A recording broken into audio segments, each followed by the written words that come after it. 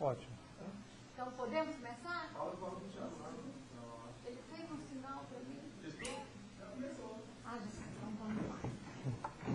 Então, o estúdio da FACOMB, 3 de outubro de 2003, nós estamos aqui com o professor Benaia Aires Filho, é sociólogo e acaba de chegar de um doutorado na França, onde ele estudou, fez um comparativo com a questão francesa e a brasileira, que é a modernidade da classe rural no Brasil.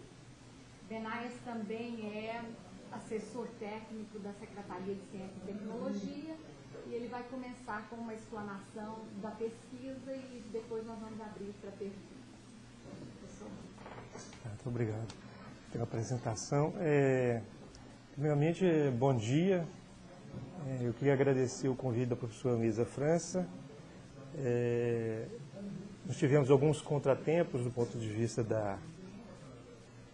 de agenda em relação a esse encontro, mas eu estou extremamente feliz de estar aqui com vocês, a gente poder um pouco discutir aí um trabalho que nós fizemos, né? Então, o tema da minha pesquisa e o que nos leva a fazermos e nos direcionarmos a uma pesquisa é sempre uma parte a partir de uma questão, né, de um questionamento. E o primeiro questionamento que sempre esteve muito presente comigo desde a graduação, que eu tive a oportunidade de fazer aqui na Universidade Federal de Goiás, em Ciências Sociais, é o porquê do peso e da influência, até nos dias atuais, dos proprietários rurais no Brasil. Quer dizer, a primeira questão era de explicar, a primeira preocupação da gente é de explicar por que num país que ainda se coloca como um país industrializado, né, no mundo atual, por que é tão presente esse setor da economia que nos países industrializados já não é tão importante no peso, tanto econômico quanto social e político.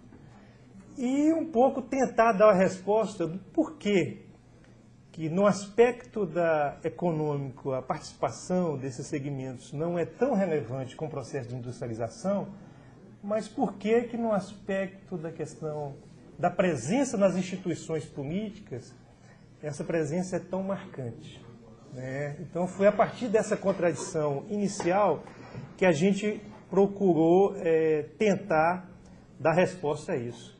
E eu acho que não é aleatório o fato de eu partir dessa preocupação pelo fato de eu ser do estado de Goiás, né? Um estado que tem uma presença muito marcante nessa questão do agronegócio, né? E hoje em dia determinante, e onde é muito demarcado, é muito bem delimitado a questão das clivagens sociais, principalmente em Goiás, né? Então, nesse primeiro momento, eu gostaria um pouco de fazer uma apresentação, que é um contínuo do trabalho, e depois a gente passar para fazer uma discussão com vocês, que eu acho que seria o mais enriquecedor, né? Então, no primeiro momento, nós teríamos que dar uma resposta e procurar entendermos o quadro que se deu o processo da modernização do campo no Brasil, né? Sem sombra de dúvida, sem tentar fazer um quadro comparativo, né? A modernização que se deu no Brasil já é classicamente denominada pelos sociólogos, pelos economistas, como uma modernização que se deu de forma conservadora e perversa. Conservadora por quê? Porque ela, no processo de modernização, né, e de transferência de recursos para a indústria, ela foi uma modernização excludente. Os pequenos e médios proprietários rurais no Brasil, em função de um modelo determinado de modernização, se excluíram no processo e caminharam para a pauperização marcante, né? Então, E em virtude de nós estarmos situados num estado onde essas clivagens, depois a gente pode discutir elas com mais detalhamento, são extremamente marcantes, e onde o peso, né, ao contrário do sul do país e do sudeste brasileiro, da agricultura familiar não é tão relevante, do ponto de vista do cenário, pelas próprias condições da história do estado de Goiás, né, que é um estado que até os anos 70 a gente poderia considerar como, conceitualmente, um estado de fronteira agrícola, né? Assim como é hoje o sul do Maranhão, né, com os gaúchos plantando soja, Goiás até os anos 70 poderia ser classificado dentro desse conceito de fronteira, né? Quer dizer, de uma região em que acolhia principalmente nordestinos, né, capitalistas paulistas, mas sempre com a preocupação de atuar na questão rural, mas com uma perspectiva de larga produção, né? E hoje poderemos depois voltar para essa questão, para essa discussão hoje, como é que se dá esse boom, né? Como é que está sendo discutido e apresentado aí esse boom de Goiás, um dos maiores produtores de grãos, e como é que isso se reverte na realidade nossa local, né? Então, no primeiro momento, eu tento fazer uma análise do processo de modernização conservadora no Brasil, de modernização, como é que ela se deu, ligada a um aspecto importante da nossa vida política, que foi o processo de 1960, né, o turbulento início dos anos 60, que redundou num golpe militar e no controle do aparelho estatal por um segmento da população, por um segmento das classes dominantes, né? E nesse momento o que a gente pode observar que o debate do começo dos anos, nos anos 60, final dos anos 50, dos anos 60, era um debate extremamente presente, e um dos teóricos que marcadamente influenciaram esse período foi o economista Celso Furtado, que existia praticamente dois grandes vieses na questão da análise da questão rural no Brasil. Primeiro, uma corrente que visualizava a única possibilidade de modernização no Brasil seria nós realizarmos uma reforma agrária, né? E um outro segmento discutia o aspecto que essa reforma agrária era importante, mas na medida em que o processo do capital, tanto nacional como o capital internacional, já estava se inserindo, né, com o processo das novas indústrias, Volkswagen, das nossas indústrias, principalmente da questão do consumo premente, da questão do automóvel, alguns setores dessas avaliações tinham presente que já não era tão determinante nós fazermos uma reforma agrária. Então, duas correntes aparecem nesse momento. Uma corrente que nós deveríamos fazer uma reforma agrária através da chamada burguesia nacional, para promover um processo de desenvolvimento independente. O outro segmento levantava a importância da reforma agrária, mas falava que o Brasil já estava, de certa forma, se inserindo no mercado internacional e que, com o processo de internacionalização da economia, essa questão era importante, mas não era determinante. Foi vencedora essa outra corrente com o golpe militar, né? A questão, e tanto isso foi verdade que um dos projetos mais importantes, que foi o chamado Estatuto da Terra, que tinha uma perspectiva clara de modernização da agricultura, foi aprovado, foi elaborado nesse período de discussões, né, até 64, e foi implementado pelo regime militar enquanto legislação, mas só que não implementado da perspectiva da modernização posteriormente. Algumas partes do Estatuto da Terra foram implementadas, principalmente a questão da colonização, né? Tanto os os programas de colonização da Amazônia, que nos anos 70 a gente via muito, a questão de levada, principalmente de retirantes nordestinos, para fronteiras agrícolas na Amazônia. Então, a partir dessa escolha, né, das elites no Brasil, se promoveu um processo de modernização na agricultura que foi, num primeiro momento, extremamente conservador. E quando a gente fala conservador e excludente, é que ela não teve em mente de contemplar, não em virtude, porque muitas vezes isso é levantado em função de que o Brasil é um país continental e que nós temos enormes quantidades de terras para serem aproveitadas. Não é em função disso, mas uma perspectiva de incentivo à ocupação de espaços no Brasil, mas dentro da prioridade de ocupar com grandes propriedades e tendo em mente sempre a perspectiva do mercado exterior, né, da questão da exportação. E que hoje a gente verifica muito bem esse novo discurso, de uma nova forma, presente mesmo no governo atual, né, no governo federal. Então, esse processo de modernização trouxe os seus problemas, né? E um deles é a questão da exclusão principalmente da agricultura familiar, e um aumento enorme do processo de pobreza rural, né?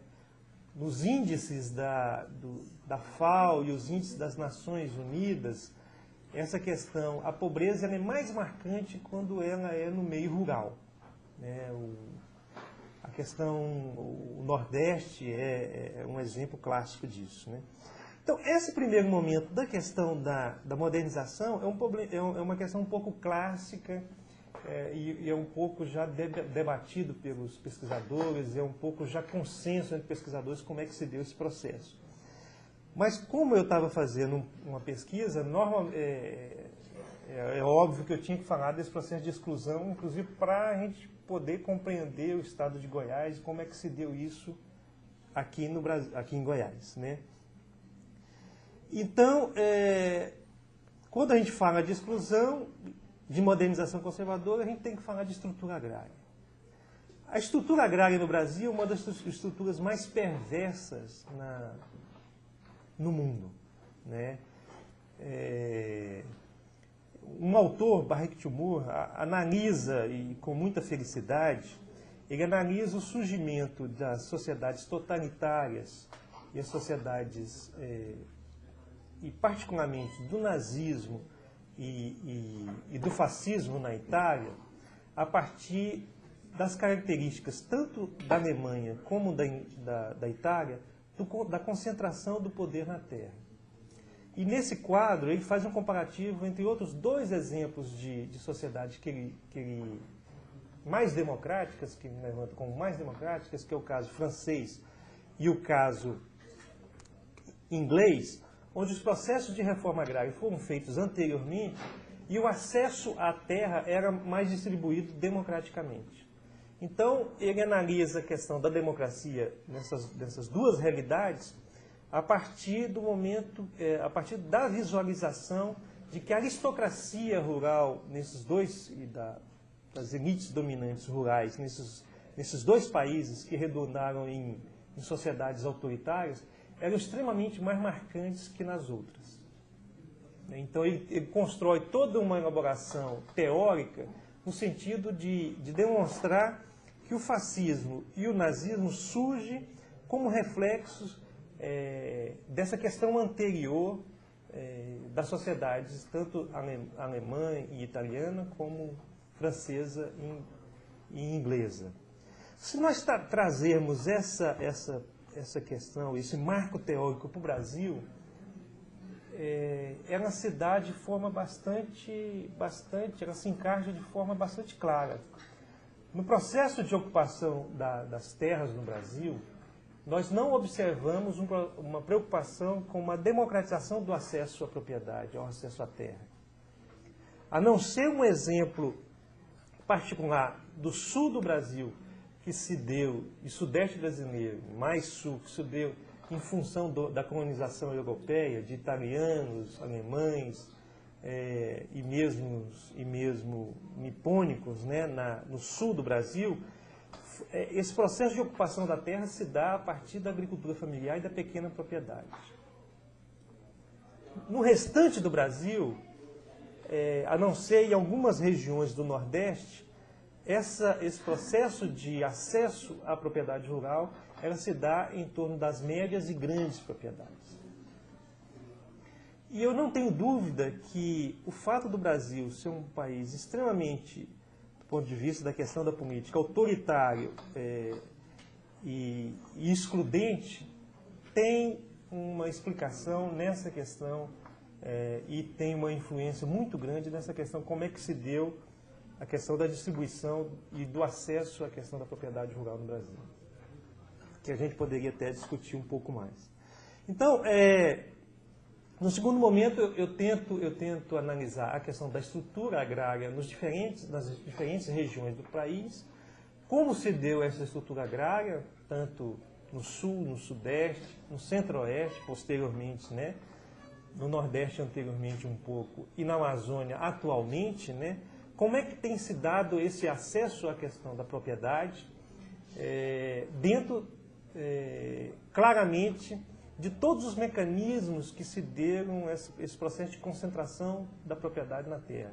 Sejam eles incentivados pelo Estado, né, nos anos 70, o governo militar dava incentivos fiscais para que as empresas brasileiras tivessem propriedades na Amazônia.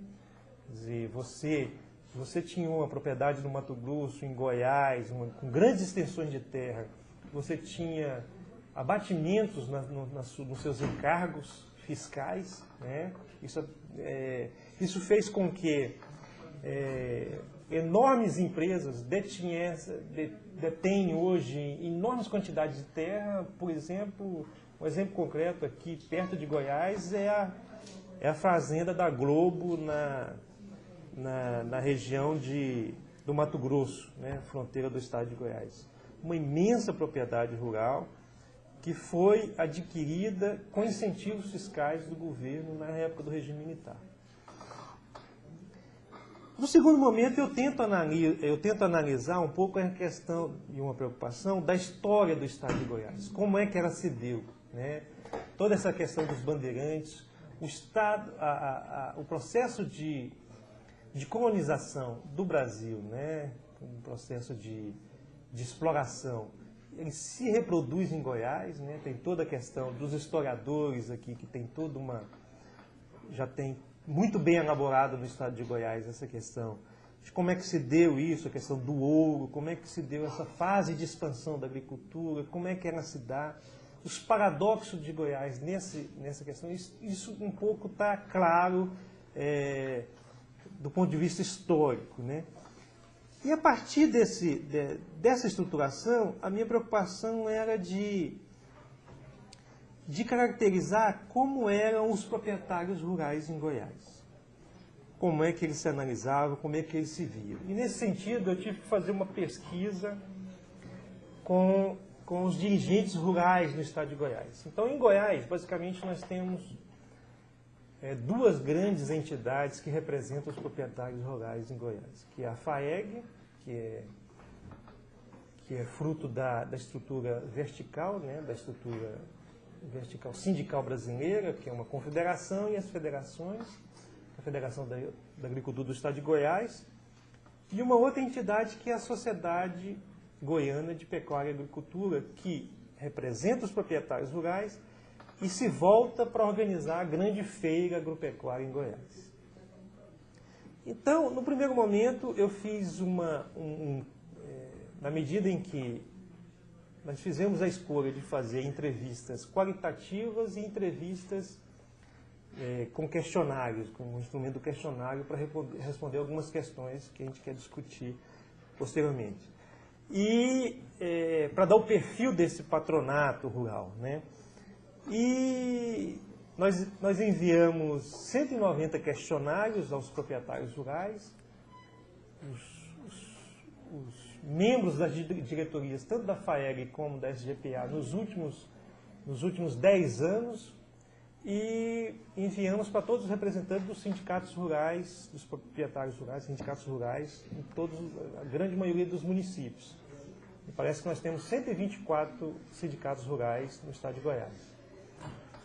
Então, a partir do retorno desses questionários e das questões que nós colocamos, a gente tentou traçar um perfil do proprietário rural em Goiás. E, nesse sentido, na busca de traçar esse perfil, a grande preocupação era de visualizarmos em que sentido os proprietários rurais de Goiás estão mais enquadrados na questão da possibilidade de vida numa sociedade democrática. Então, nós levantamos aleatoriamente, fizemos um questionário e elaboramos algumas questões que nós elencamos como fundamentais na análise de alguns índices que nós estabelecemos. Primeiro, a posição desses proprietários em relação à questão da hierarquia. Por que hierarquia? Porque a hierarquia é um conceito que está presente extremamente no pensamento conservador, que a gente vai trabalhar um pouco depois. Então, a hierarquia é uma questão, está muito presente no discurso das elites brasileiras, a questão da hierarquia. Outra posição que a gente procurou mensurar foi a questão, qual que é a orientação dos proprietários rurais em Goiás em relação à questão da lei, das leis. Por que isso? Como eles, enquanto organização social e segmento social na sociedade, visualizam as leis impostas, elaboradas e discutidas no Brasil. Isso, no quadro de uma sociedade democrática, a gente julgou importante. Outro índice que a gente estabeleceu foi um índice que nós denominamos de aceitação do conflito social e político. Como é que os proprietários rurais veem essa questão do conflito social e político, né? Um outro índice que a gente aleatoriamente determinou de índice de elitismo, que é toda uma categoria de interpretação que a gente determina a questão do elitismo. Então, como é que é isso perante os proprietários rurais?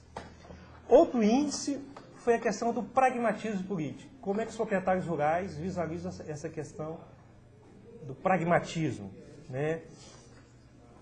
A outra é as opiniões sobre a preferência sobre as decisões democráticas. Como é que os proprietários visualizam as decisões na sociedade democráticas, né? E, basicamente, foram sete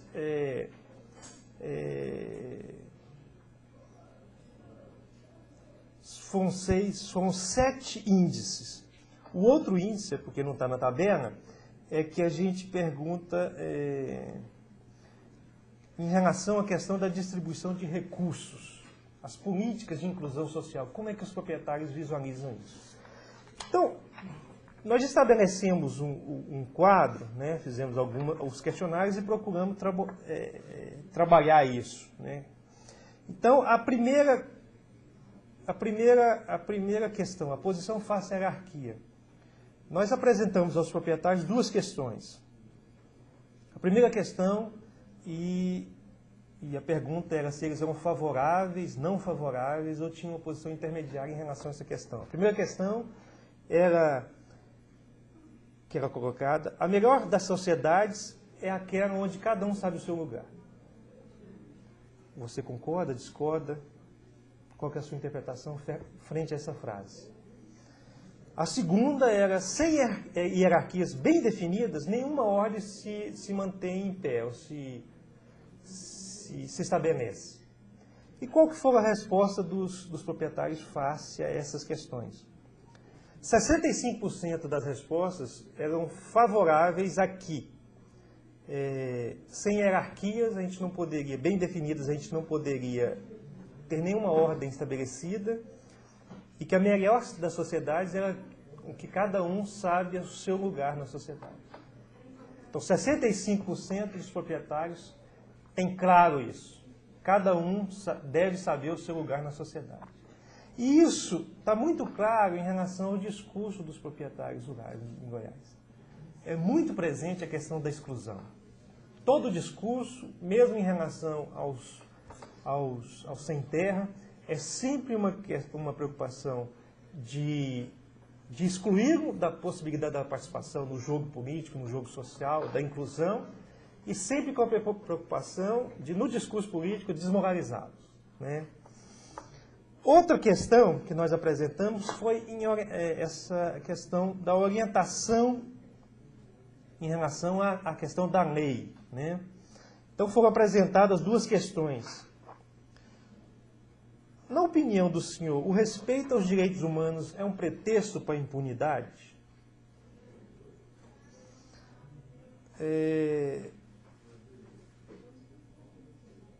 O senhor pode dizer que a criminalidade chegou a tal ponto que é impossível fazer com que a polícia respeite a lei? Desculpa, é porque eu estou formalizando a pergunta, estou tentando fazer uma tradução aqui. Talvez a gente o senhor pode falar que a criminalidade chegou a tal ponto que é impossível fazer com que a polícia respeite as leis? Então, a resposta a essas questões foram um pouco, né, intermediárias. 40% levantaram que existia uma ausência de respeito a essas duas interpretações, essas duas questões. 29% uma posição intermediária e 30% que existia um certo respeito às leis. E por que a gente colocou essa questão da orientação face a leis? Porque é muito presente no discurso dos proprietários rurais essa questão dos direitos humanos, né? Eles combatem com muita firmeza as organizações, ONGs e mesmo as instituições governamentais que trabalham com a questão dos direitos humanos. Quer dizer, é muito presente no discurso dos proprietários rurais essa questão que os direitos humanos são utilizados como uma forma de atentarem contra a propriedade, contra o direito da propriedade. E isso é um discurso que está presente desde o século XVIII, né? E, posteriormente, nós tentamos fazer uma discussão sobre a questão da implementação, da chegada do liberalismo do Brasil, para a gente entender como é que se deu esse discurso. Então, outra pergunta foi o índice de aceitação do conflito social. E a questão que nós colocamos foram duas questões. A primeira, o antagonismo entre os grupos não podem fazer frente, não podem contradizer os interesses gerais do país. Qual que é a opinião do senhor? E a terceira foi um pouco direcionada a eles, a gente já saberia a resposta, né? Logo que uma região rural existe um conflito qualquer, não podendo ter a presença da polícia e de um representante da justiça, é necessário que alguém tome alguma atitude. Qual que é a opinião do senhor? Então, a gente pôde ver que, na distribuição da tabela que a gente estabeleceu, que é extremamente negativo, 55% em média, tem uma visão negativa da possibilidade da aceitação do conflito social e político. O que é compreensível a partir da análise do discurso deles, né? O índice de elitismo político. Como é que a gente procurou elaborar uma questão que atendesse a essa possibilidade? E uma questão que é muito presente no discurso e dos proprietários, e nós elaboramos a questão da seguinte maneira. De uma forma geral, o senhor crê que o povo brasileiro não sabe votar, 55% interpretaram que sim, que o povo brasileiro não sabe votar. Dentro daquele discurso que é tão presente, não só em função daquela frase célebre do maior jogador do Brasil, mas isso é muito presente no discurso das elites no Brasil, da questão da dificuldade da população escolher os seus representantes. E nisso a gente estabeleceu esse índice que nós chamamos de elitismo político.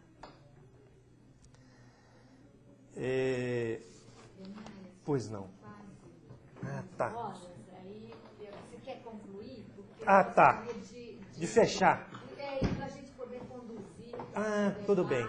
Desculpa porque eu estava... Não. A interpretação um pouco de... Não, eu concordo. Não, é muito interessante, principalmente para eles terem ideia de como é que você conduziu a pesquisa. Tá. Como é que você foi buscar o perfil dessa classe, como é que isso é possível fazer. Acho muito interessante, mas eu queria abrir para o debate, tá bom, porque sei que esse grupo tem uma angústia muito grande com essas questões, que falta esse conhecimento histórico, mas a gente gostaria de ver ampliada a sua reflexão para de forma mais geral. Isso. Tá. Então vamos só para terminar essa questão, a opinião sobre as preferências, sobre as decisões democráticas, né? A pergunta que nós colocamos é ideal que nós tenhamos um governo eleito e eficaz. Mas muitas vezes isso não é possível. Na impossibilidade de ter um governador, um governante eleito, que ao mesmo tempo seja eficaz, qual que o senhor julga mais importante? Que o representante nosso seja eleito ou que ele seja eficaz? A grande maioria das questões responderam que é preferível você ter um governante eficaz do que um governante eleito. Quer dizer, isso denota o tanto que é presente a questão do autoritarismo nas elites rurais brasileiras. Então, eu não vou me aprofundar um pouco nisso mais e vou tentar, a partir desse quadro que nós estabelecemos, dessa visão do patronato, a gente tentou analisar duas questões. E nisso a gente se utilizou muito de um trabalho de uma pesquisadora goiana, professora Bianca, que fez um trabalho sobre uma oligarquia no estado de Goiás, que foi muito presente, que hoje ainda é muito marcante no estado, que são os caiados. Eu vou só passar, porque eu acho que não vai dar para a gente discutir. Primeiro, que a gente discutiu da questão do acesso à propriedade rural, da questão das estratégias matrimoniais. Como é que se dão as estratégias matrimoniais no sentido da manutenção do poder da terra? Posteriormente, a gente tentou analisar a questão dos leilões em Goiás. Os leilões em Goiás têm sido, num primeiro momento, foram utilizados pela organização UDR para arrecadar recursos para fazer o seu proselitismo contra a reforma agrária num dado momento, mas hoje ele se tornou uma marca registrada da possibilidade de comercialização, principalmente do gado, no estado de Goiás, né? E os leilões têm todo um mecanismo de reprodução do poder simbólico. Isso eu tentei analisar do ponto de vista de como é que se dão as relações, como é que é isso presente nos leilões. Se algum de vocês já tiver a oportunidade, vocês atentem a como é que se dá o jogo de poder nos leilões, que é extremamente interessante e simbólico. Posteriormente, eu tentei analisar a questão dos registros brasileiros sobre a questão do imaginário rural. E essa questão da presença do country, como é que se deu isso posteriormente? A questão do rodeio, que é muito, né, que é uma importação de uma concepção, mas que é muito reproduzida. E na área de vocês, particularmente, a questão do Jeca Tatu, como é que foi elaborada essa construção do Jeca Tatu de Monteiro Lobato e como ela chega nas telenovelas brasileiras e particularmente na telenovela O Rei do Gado.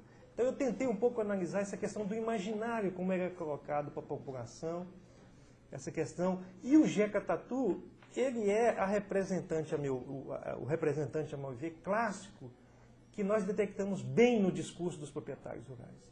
A análise que os proprietários rurais têm dos membros do MST, dos sem terra, dos trabalhadores rurais, é a imagem idealizada do Jeca Tatu, sem sombra de dúvida.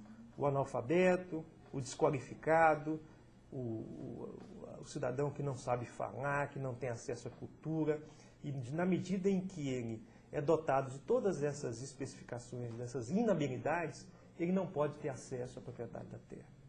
Isso é...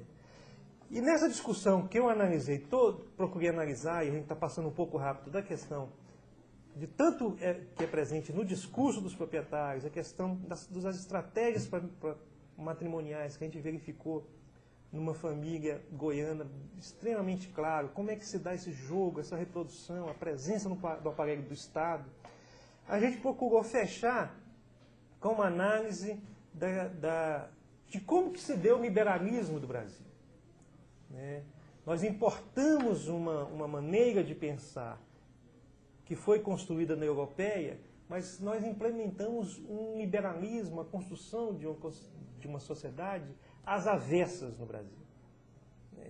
E isso é fruto, tudo, a meu ver, da forte presença dessa categoria e dessas elites no cenário nacional. Ela determinou os caminhos das reformas e os caminhos por onde o Brasil deveria passar, e eu fecharia analisando que o liberalismo no Brasil tem uma especificidade bastante clara. Uma especificidade que o IBGE acabou de publicar, quer dizer, dos 100 anos de um país que conseguiu um crescimento fantástico no mundo do ponto de vista econômico, mas com uma desigualdade extremamente marcante. O grande desafio do Brasil continua o mesmo do início do século, de incorporar uma enorme população à sociedade brasileira. Então, basicamente era isso, talvez um pouco, e eu acho que o mais interessante seria nós discutirmos um pouco essas interpretações, aí eu me coloco à disposição de vocês para a gente discutir um pouco isso. Tá ótimo. Eu vou começar então, para fazer uma pergunta aqui, e liberar para os meninos, que a gente tem uma angústia muito grande quando você vê que a reforma agrária, ela acabou passando na Europa, nos Estados Unidos, ainda no século XIX.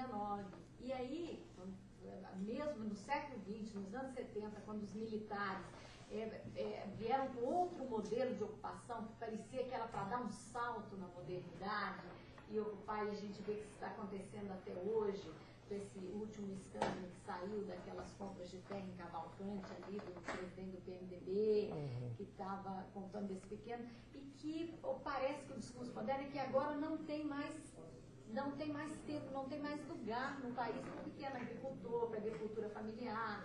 Hoje é tudo mecanizado, são cooperativas, são grandes indústrias, grandes empresas. O fato da gente ter perdido esse bonde, assim como perdemos as estradas de ferro, que não foram feitas na época que eram no CT, isso nos coloca num impasse.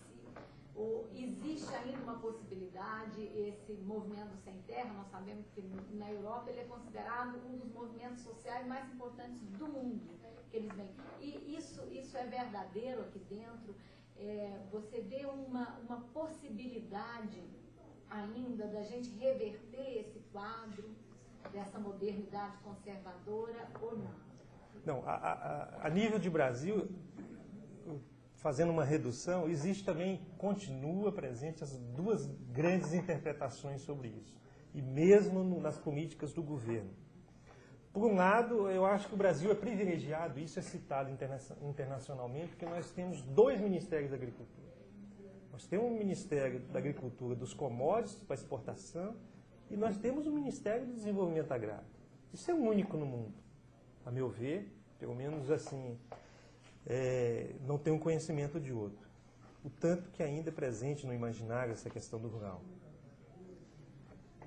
Alguns economistas, uma vertente dos economistas, enfatizam isso, que a história, nós perdemos o bonde da história, e que hoje o que está presente é você atender essa questão da balança de pagamentos, de você exportar, de trazer divisas para o Brasil. E isso é um discurso que é presente mesmo no governo atual, né? E essa questão da monocultura, né, que hoje é extremamente presente em Goiás, da soja, da cana-de-açúcar que está chegando com muito ímpeto aí, isso é muito presente no discurso. Alguns economistas, mesmo do IPEA, analisam que na região dos Cerrados aqui, nós só podemos ter uma agricultura que seja a agricultura patronal, com largo maquinário. E se a gente for discutir com os proprietários rurais de Rio Verde, na discussão que eles têm lá do plantio direto, eles falam justamente isso. Tem que ser grandes extensões de terra, porque o maquinário é muito caro, e você só pode fazer um investimento de tal vulto para ter uma produção de larga escala. E por outro lado, nós temos um ministério que trabalha a questão da agricultura familiar, que procura dar de políticas públicas de inclusão desses segmentos à sociedade de consumo. Então existe uma contradição que permeia os governos brasileiros já de algum tempo, e no governo atual é extremamente marcante essa contradição, entre, de um lado, atender, minorar esse grande déficit que a gente tem do acesso à propriedade rural pelos pequenos proprietários, e, por outro lado, dar vazão a uma demanda de trazer recursos para o Brasil através da exportação de produtos primários. Então, é um peso de duas medidas, e é uma contradição que o governo... E, na minha opinião, eu acho que nós não perdemos o bonde da história, nós temos a possibilidade ainda de incorporar esses imensos segmentos à agricultura, principalmente de pequenos proprietários, particularmente nordestinos, porque muitas vezes a questão da reforma agrária é visualizada única e exclusivamente só do ponto de vista da questão da renda, de você incluir economicamente parcelas significativas, mas não é só isso. A questão da reforma agrária é de você incluir, no processo da construção de uma sociedade democrática, trazer à cidadania uma quantidade enorme da sociedade brasileira que se encontra hoje marginalizada.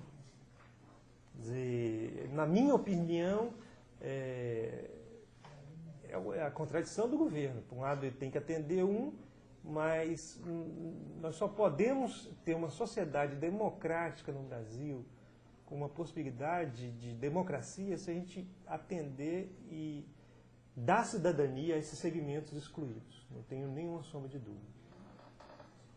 Alguém quer fazer alguma pergunta? Ricardo? Quem é o câmera que vai virar para ele? Os meus câmeras.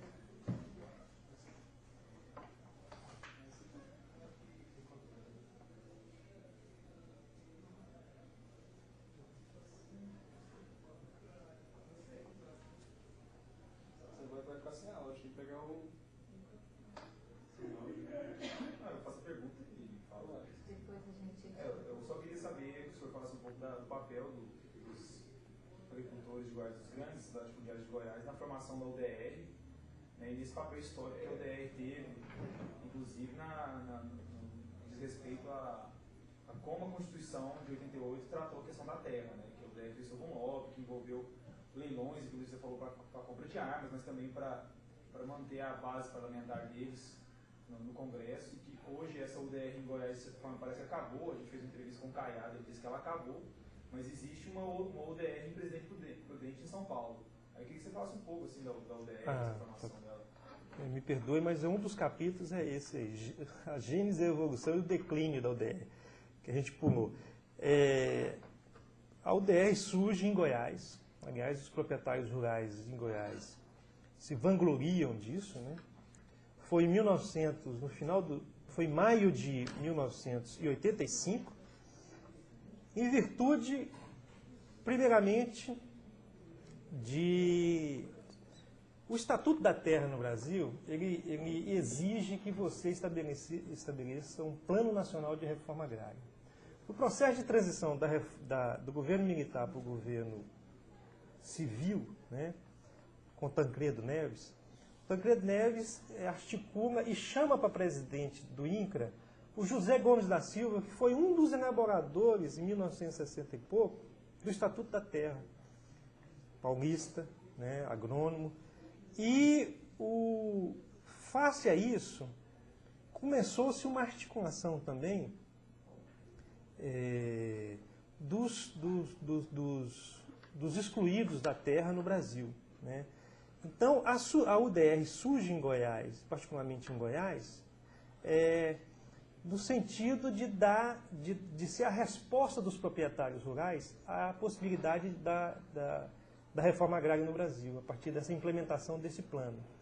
Um exemplo concreto, no governo Tancredo Neves, que é o governo Sarney, que assume em março de 85, até a publicação desse plano nacional, me parece que foi em outubro de 85, tiveram 9 versões. Quer dizer, em função da ingerência, da forte pressão dos proprietários rurais. Eles se organizam em Goiás e buscam se organizar nacionalmente. A UDR é criada nacionalmente aqui em Goiás em novembro de 85, e ela se tornou, a nível de organização, o bastião por excelência dos contra a reforma agrária no Brasil. E qual que era o discurso da UDR, e particularmente da sua liderança maior, do Ronaldo Caiado, né? O discurso era de que nós não somos contra a reforma agrária. Nós só não queremos uma reforma agrária que quebre a possibilidade de produção no campo. Esse discurso veio desde 85. Eles conseguem eleger alguns parlamentares para a Constituição de 88, financiam utilizando o mecanismo dos leilões, a eleição de proprietários rurais, ou então de elementos que defenderiam as suas ideias, as suas interpretações. E Goiás, particularmente, teve vários deputados que foram eleitos financiados pelo DR.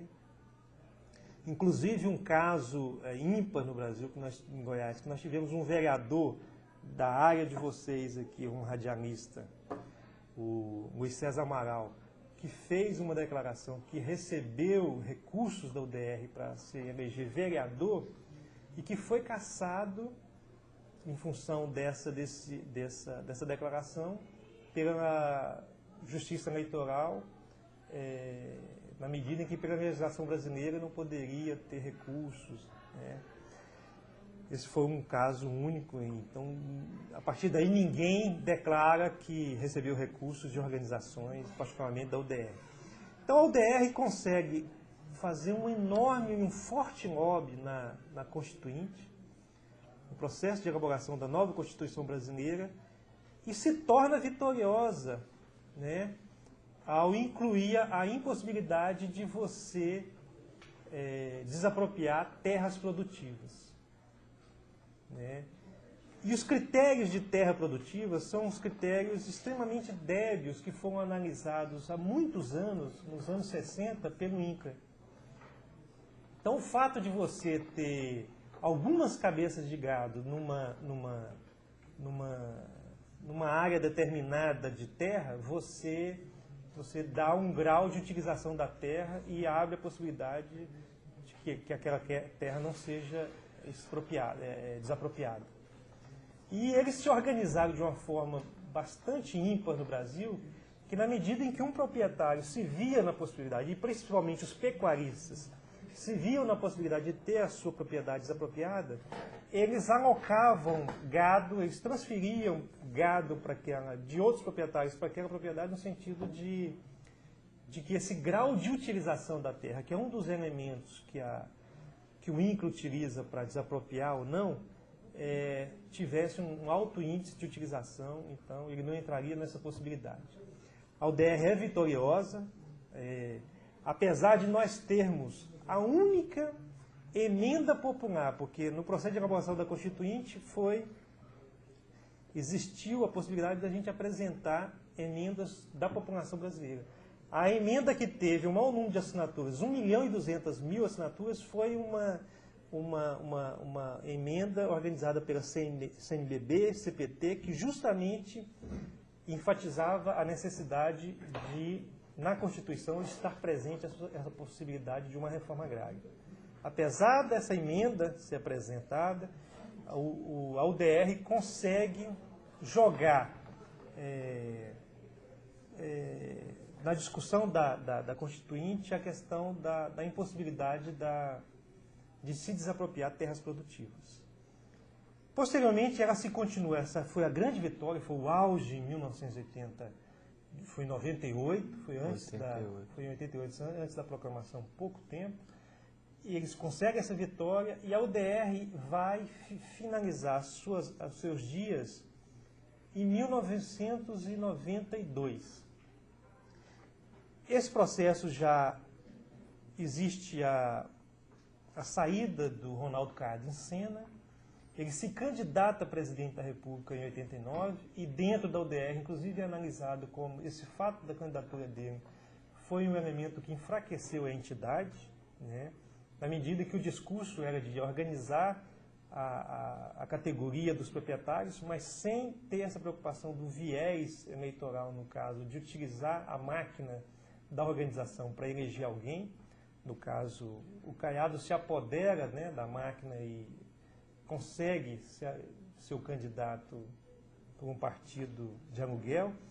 E a partir daí a UDR ela vai declinando a sua atuação política. E posteriormente, eu tive a oportunidade de estar nessa Assembleia em Brasília, onde eles discutiram acabar a chamada UDR Nacional, extinguir a UDR Nacional. O pessoal de Presidente Prudente, que é o Dr. Roosevelt Roque dos Santos, que é extremamente forte naquela região, com propriedades inclusive no Mato Grosso, não concordam com isso e mantêm a UDR lá na região. Então existe uma UDR organizada enquanto organização civil, mas é a UDR de São Paulo. E eles organizaram posteriormente um chamado Movimento Nacional dos Produtores, que é sediado no Mato Grosso do Sul, que é uma entidade também um pouco de fazer esse discurso contra a reforma agrária.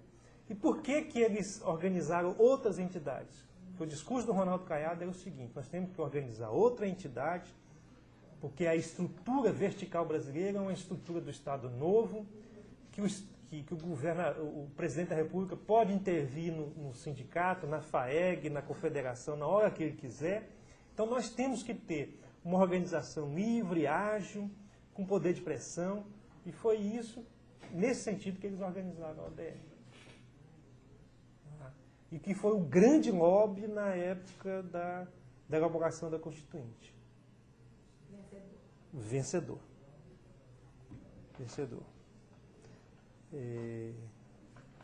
Mais alguém? Não sei se eu respondi. De novo. Quer vir aqui pegar uma sua foto? Eu queria perguntar assim, se você utilizou também como objeto de estudo o MST, e assim, como é o que você observou assim dentro do MST, essa estrutura hierárquica dele, que às vezes privilegia um autoritarismo, assim, um certo verticalismo nas relações, assim, e você, de repente, faça uma crítica ao MST nesse sentido, assim, né? E o que você observou nos acampamentos, assentamentos que você analisou? Correto. Eu acho que não tem como a gente falar dos proprietários rurais sem também analisar, né? Embora não tenha sido a preocupação primeira do meu trabalho, né?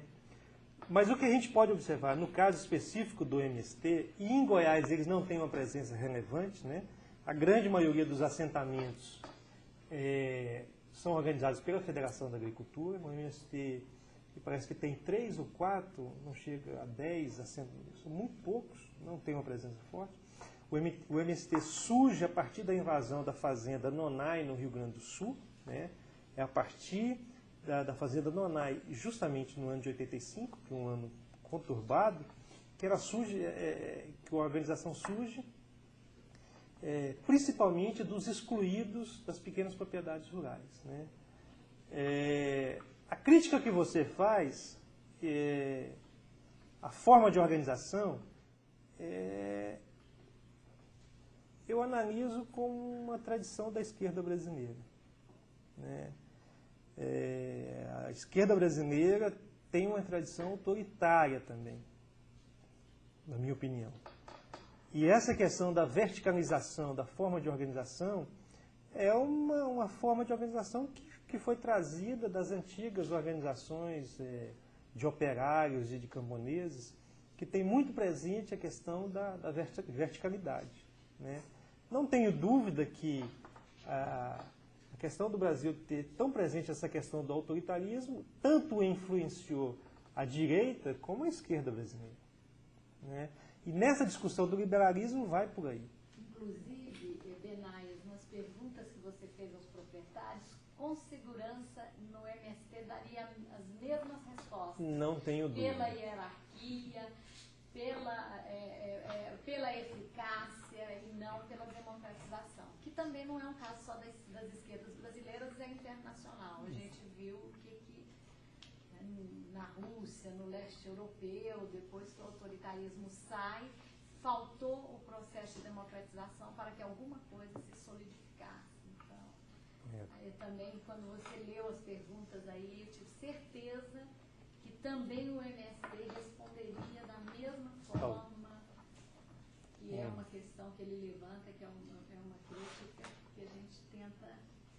Não, de fato, em virtude, eu acho, da realidade brasileira, né? Nós temos uma tradição autoritária que permeia toda a sociedade. Nós somos uma sociedade de excludentes mesmo, né? O viés da implantação do liberalismo no Brasil não se deu como na Europa. O processo de inclusão da construção da cidadania brasileira é uma construção enviesada, né? E isso influencia tanto o discurso de esquerda como de direita, né? Não tenho sombra de dúvida. No caso particular do MST, é que é um modelão, né? Um modelão que já é todo trabalhado nos partidos comunistas há muito tempo, da questão da disciplina, da hierarquia, né? Muito presente, que eles implantam numa organização social, né? Muitas vezes, se você for entrevistar um dirigente do MST, com certeza ele vai argumentar que é necessária essa disciplina, essa organização e essa verticalidade em função da presença marcante dos proprietários do outro lado, né? Você se solidifica de um lado para fazer face ao outro, né? O discurso sempre, muitas vezes, estanque, né, que a gente faz muitas vezes entre o bem e o mal. Quer dizer, você tem que ser forte aqui para fazer face ao outro que vem, né? E, óbvio, em função dessa tradição, não tenho nenhuma dúvida.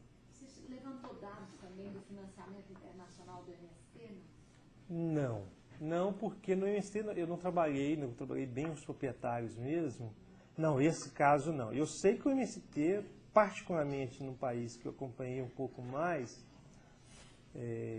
na França, tem um certo respaldo nessa discussão, tanto a questão da presença da CPT, né, enquanto organização religiosa, eles têm um certo apoio, mas eu vejo isso como um apoio das organizações não extremamente relevante, que poderia dirigir, muitas vezes a gente vê o discurso, dirigir o trabalho do MST para uma visão mais internacionalista, um pouco mais.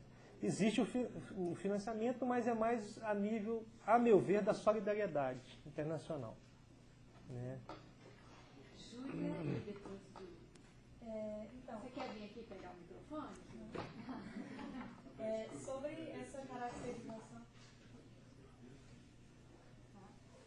Sobre essa caracterização que foi feita dos proprietários rurais, e toda essa influência do poder político que eles têm, devido a esse poder econômico também, e que eles constroem no imaginário popular toda uma imagem mesmo do que seria a grande produção rural, o que seria produtivo no meio rural, o que seria dentro do meio rural bom para o Brasil economicamente, né?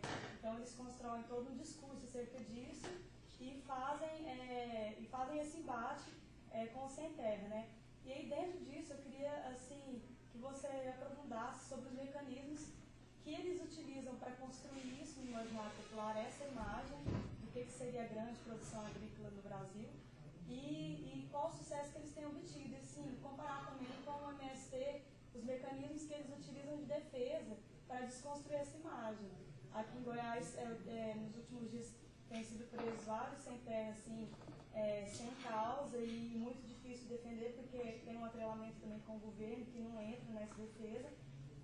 E assim, talvez entrou nessa discussão sobre essa hierarquia do MST, mas muitas vezes eles têm essa necessidade de demonstrar que não são baderneiros, que existe uma ordem lá dentro, justamente porque a sociedade exige isso, porque talvez existe isso no imaginário da sociedade muito forte.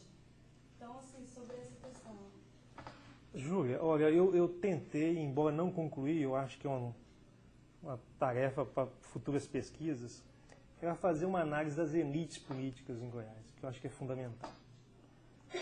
Por quê?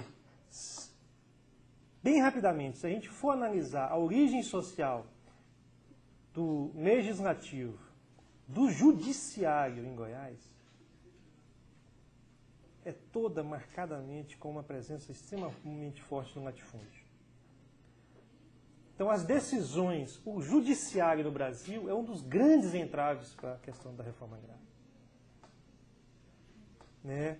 Não só a nível estadual, mas a nível nacional. Então, essa questão da construção do discurso, vamos pegar um exemplo bastante concreto, a questão do cerrado hoje. Qual que é a questão do cerrado? Nós temos uma biodiversidade enorme, desconhecida, que está indo embora. Se você pega o discurso de alguns economistas e dos proprietários rurais, o cerrado só é produtivo em larga escala. Isso é para eles. Nós não temos, por outro lado, para fazer face a essa interpretação, uma predominância da propriedade familiar em Goiás, né? Por ser uma região de fronteira agrícola e tal, né? Todo mundo sabe. O discurso que eles fazem atinge hoje a questão até da proteção do meio ambiente. Se você for conversar com os proprietários rurais de Rio Verde, que são grandes extensões e que estão toda a região do sudoeste brasileiro, com a questão da soja, do milho. Jataí, por exemplo, é o maior produtor nacional de milho, com 2 safras. O negócio a região do sudoeste é privilegiada no Brasil, que tem um microclima que propicia 2 safras ao ano. Isso é interessantíssimo. Com terras onde, que a partir da pesquisa da Embrapa, hoje nós já dominamos a questão do solo do cerrado.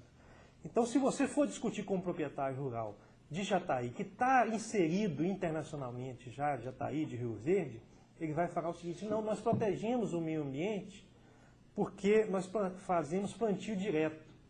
Plantio direto, não sei se todo mundo conhece, eu também não conhecia, até muito pouco tempo. Você faz uma plantação de soja e milho e não deixa o solo descoberto. Não ára o terreno. Então, na medida em que você deixa o terreno descoberto com a palha, aí você vem, planta de novo, você joga muitas vezes herbicida para acabar com aquelas ervas que saem, né, em uma outra plantação ou outra, e você usa uma máquina, que eles falam que é cara, que já ara e planta, numa vez só. Quer dizer, do processo de diminuição dos custos de produção. Isso. E isso é verdade, há menos perda de solo, você tem menos problema de assoreamento, tal. Tudo bem. A legislação brasileira determina que 20% de cada propriedade seja reserva legal. Os proprietários rurais conseguiram aprovar agora no Congresso Nacional que você pode ter os 20%, mas pode ser fora da propriedade. O que eles fazem? O que eles estão fazendo? eles desmataram tudo. Nós vamos ter sérios problemas ambientais naquele sudoeste brasileiro, já estamos tendo e vamos ter logo, e compram propriedades rurais no Mato Grosso, Mato Grosso hoje não, mas na Amazônia, você compra os 20% que você deveria ter aqui, enquanto até de respeito à biodiversidade da região, você tem lá para atender uma necessidade legal. Isso foi aprovado. Eles conseguiram isso. Então você vai naquelas regiões, não falo só do sudoeste, mas mesmo Mato Grosso, são descampados e descampados onde a produção em larga escala, com grandes proprietários, porque o investimento demanda um maquinário caro e dentro da perspectiva clara da exportação. Né? Então, quando você pergunta que esse discurso, como é que eles reproduzem esse discurso, é dentro desse discurso de desmoralizar a pequena propriedade rural. Que na escala do capitalismo, hoje, só existe possibilidade para a escala em grande produção. Então, a grande produção impõe um investimento alto, tecnológico, mão de obra e grandes extensões de terra. E isso é o discurso fechado em Goiás, basicamente. Não vou nem discutir a questão do OGM, porque é outra questão, mas que é muito presente no discurso deles. Joaquim, vira para o Diogo. Você quer vir aqui? Sobre um pouco da questão lá dos ruralistas, que no começo parece que eles faziam leilões para ganhar fundos para a casa deles para comprar armas. É verdade isso? Esses leilões que eles faziam para comprar armas? Até tem uma afirmação de um vice-presidente do movimento que falou que isso era realidade. É verdade. Os leilões foram uma declaração, inclusive, de um dos principais lideranças da UDR em Goiás, Salvador Farina, pai da Ivana Farina, que eu reproduzi esse discurso, ele fala enfaticamente que o primeiro leilão foi para comprar e os outros leilões também.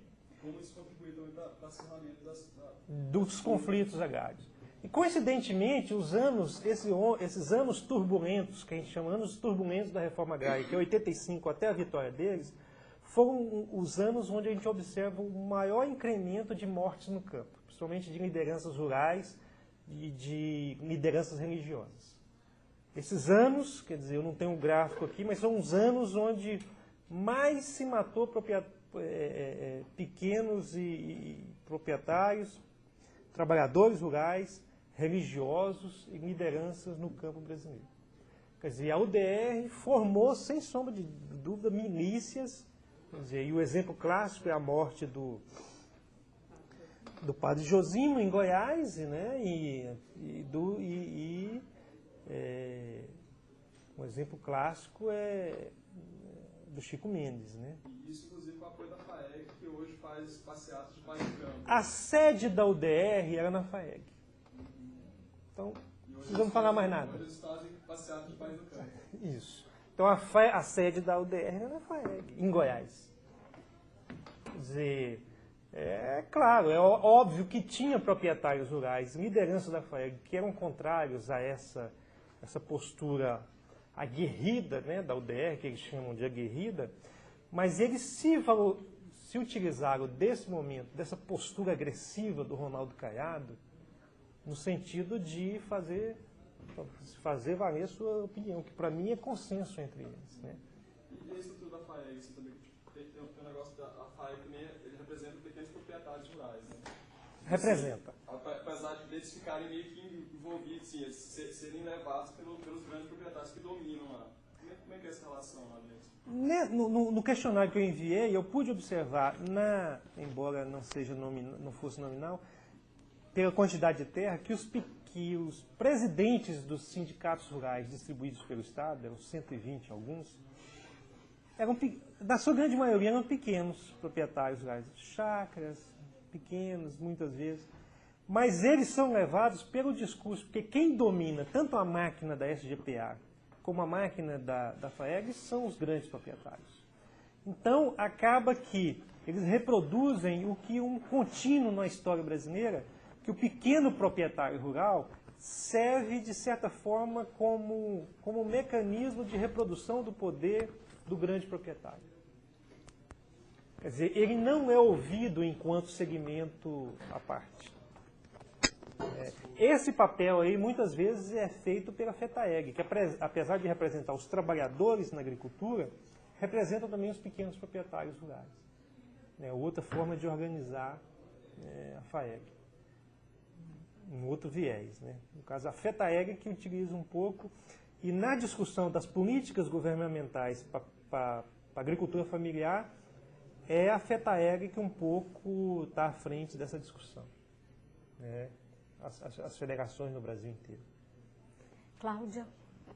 É o seguinte, o presidente da Comissão Pastoral da Terra... A voz. O presidente da Comissão Pastoral da Terra é o Luiz Tomás Balduino, você deve conhecer. Ele diz que o Ministério do Desenvolvimento Agrário é o primo pobre do INCRA. Aí ele faz a comparação dos recursos que são destinados ao INCRA e ao Ministério do Desenvolvimento Agrário. Se a gente comparar, é gritante a diferença. É bem menos, bem inferior ao Ministério do Desenvolvimento Agrário.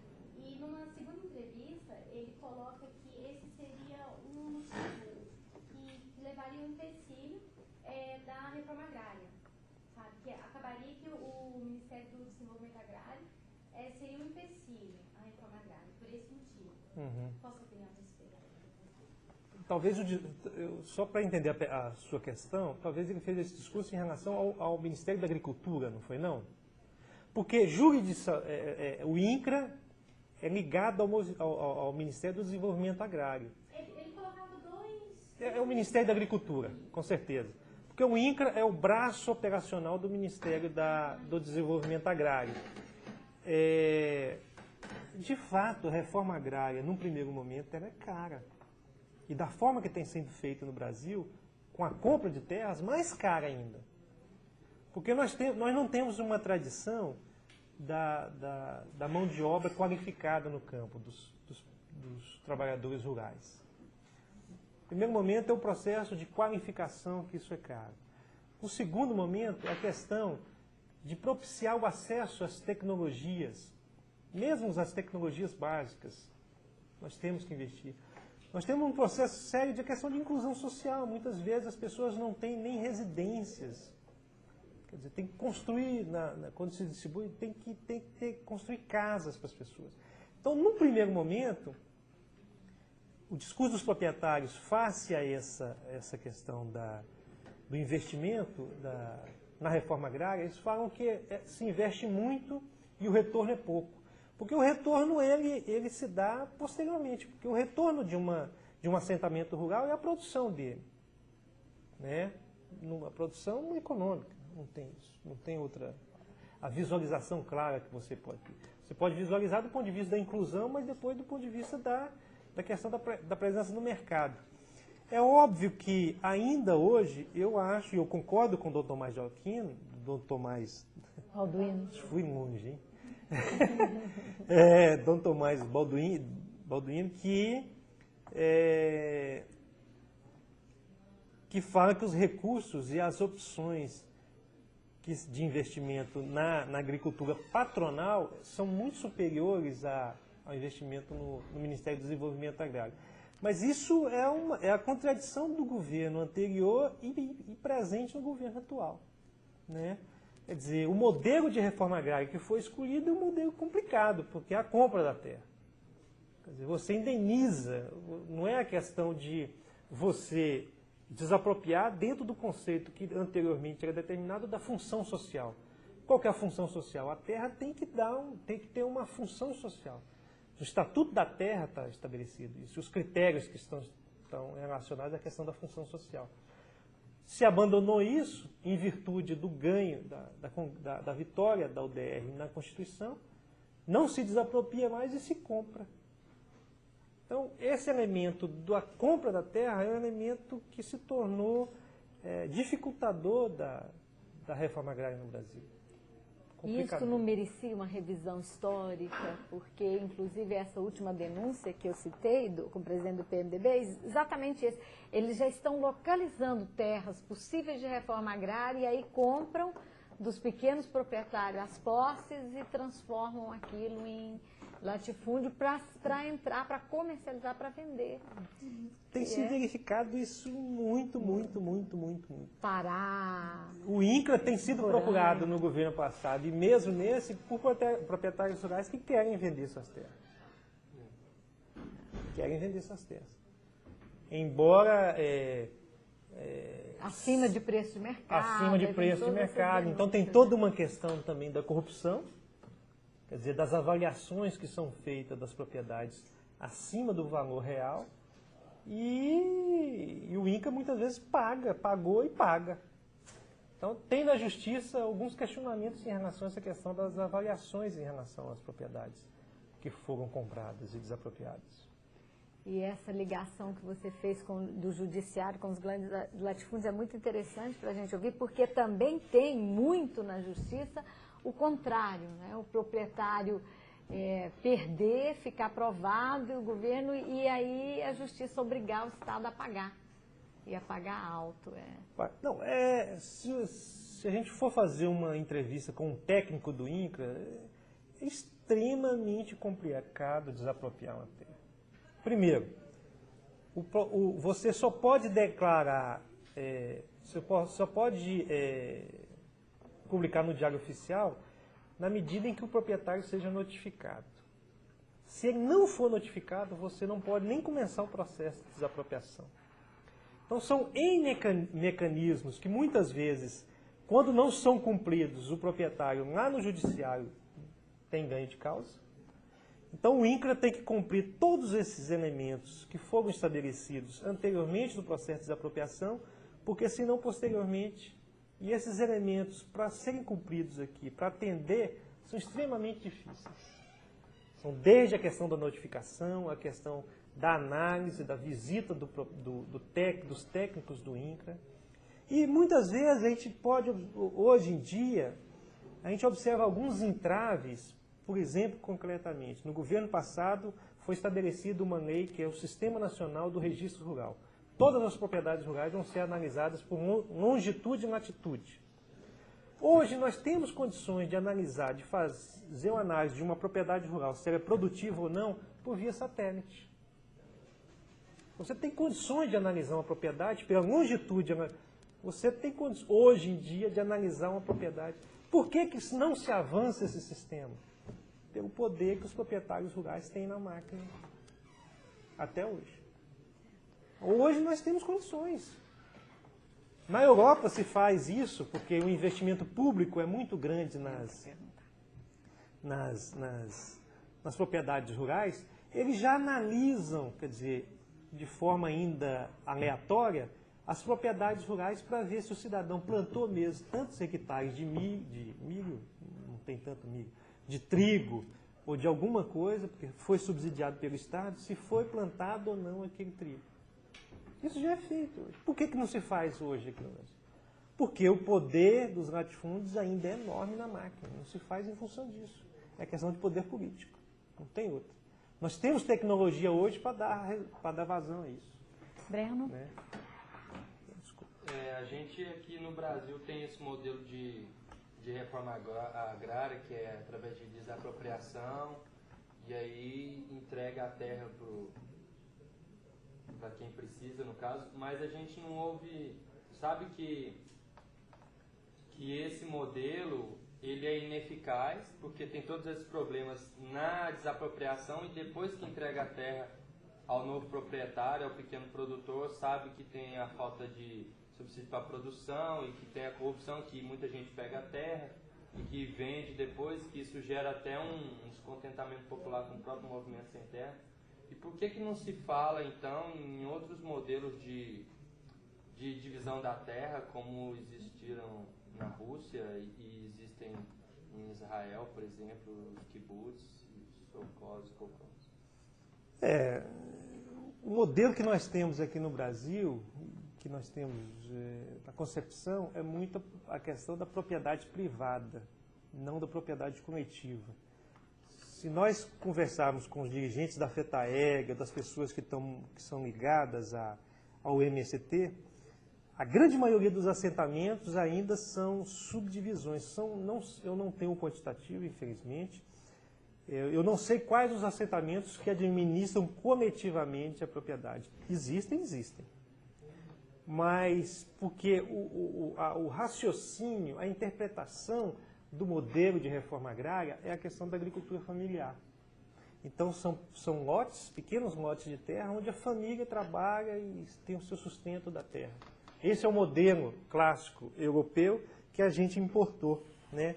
Não seria esse modelo dos kibbutz, ou então o modelo um pouco que se popularizou na União Soviética, de grandes propriedades coletivas, né? Mas no caso da União Soviética, de propriedades estatais, né? Então aqui no nosso Brasil, no Brasil é mais ligado à questão da propriedade, é muito presente no discurso dos trabalhadores rurais a questão do acesso à propriedade. Porque muitos deles, sem terra, na sua grande maioria, principalmente os do Sul, são os excluídos, quer dizer, pequenas propriedades, famílias numerosas, os filhos foram constituindo as suas famílias, não tinham mais terra para trabalhar. Então, a maneira clássica foi a exclusão, é sair da terra, deixar para o irmão mais velho, ou deixava para o próprio pai administrar, mas um dos membros, a maioria dos membros das famílias não saíam, teriam que sair porque não tinham condições. Então, principalmente no sul do Brasil, é o quantitativo são as pessoas que compõem o MST, basicamente, né? Então, eles têm vinculado na cabeça, bem claro, a questão do acesso à propriedade, de ter de novo. E é muito presente no Brasil essa questão do imaginário do acesso à propriedade. A questão da propriedade é uma questão muito presente para nós, né? Está muito vinculada ao nosso imaginário, principalmente da propriedade rural no campo. Mas não existe uma chance de ter uma mudança nisso, não? Teríamos que mudar as concepções e as interpretações, né? É uma questão cultural bastante arraigada, né? Eu acho que uma das grandes possibilidades que a gente tem de mudar o nosso modelo econômico, o nosso modelo de valores mesmo, vai ser através das questões ambientais. Eu acho que as grandes questões ambientais é que vão dar esse novo paradigma de que nós estamos todos no mesmo barco e que alguns conceitos vão ter que ser mudados. Pelo menos é a esperança que a gente tem que esses problemas sirvam pelo menos para isso, para lançar um paradigma que vá concorrer com essa. E principalmente para nós que estamos aqui num dos últimos biomas, santuário do mundo, que é o Cerrado. É verdade. Alguém mais ou podemos agradecer, encerrar? Pois não, Ricardo. Você quer pegar meu microfone? Pega aqui. Eu queria só que você agora fizesse uma relação no sentido mais amplo da exploração capitalista no Brasil e fizesse um pouco uma relação entre a exploração capitalista no campo e a exploração capitalista na cidade e como os setores exploradores, tanto do campo quanto da cidade, no caso, no campo os latifundiários, né, donos dos meios de produção no campo, e os donos dos meios de produção na cidade, né, as fábricas, etc., e outros meios de produção, eles se unem para manter a situação de exploração no país inteiro. E de como essa luta também da terra é uma luta por divisão de poder, assim, de que eu lembro até que eu estava conversando com o pessoal do MST, eles falando isso, que o que a gente quer é dividir o poder no país, e dividir terra no país é dividir poder. Correto.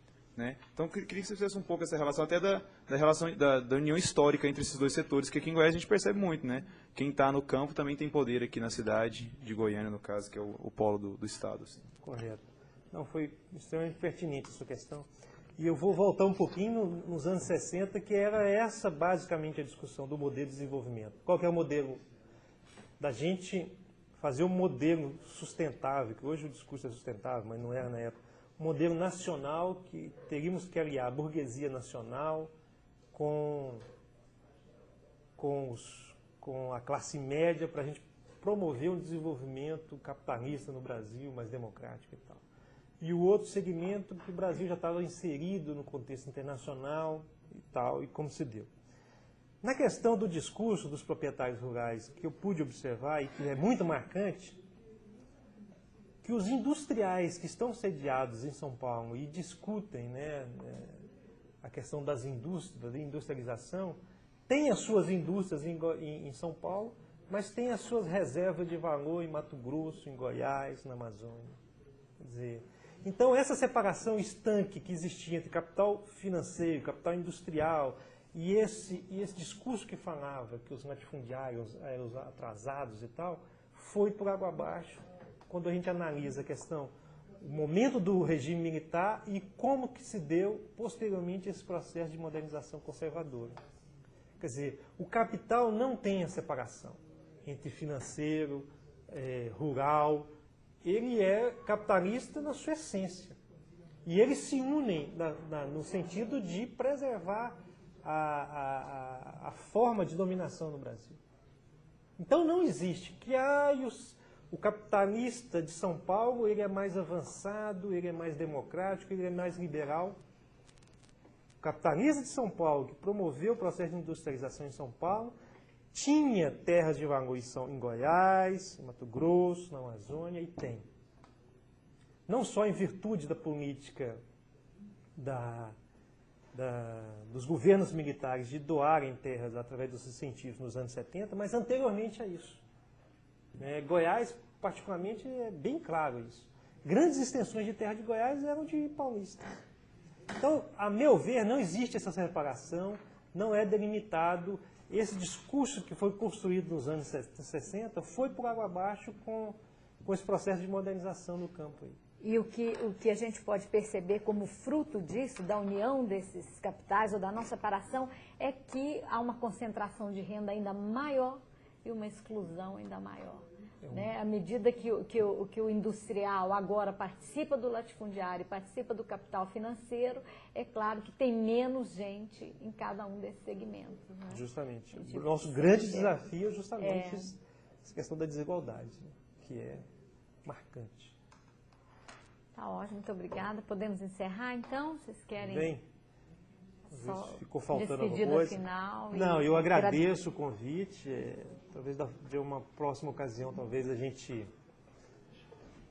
traga algum material sobre o MST para a gente discutir um pouco mais.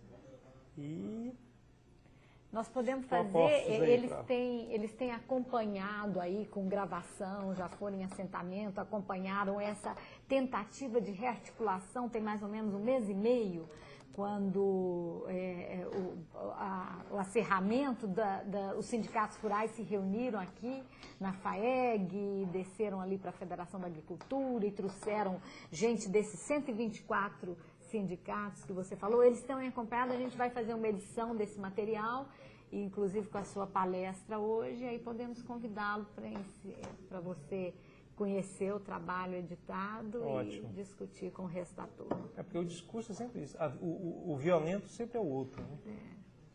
A violência, no caso, parte do sem terra. Claro. Muito obrigada. Tá, obrigado a vocês. Tudo bem? Ótimo. Obrigado. Posso levar para completar?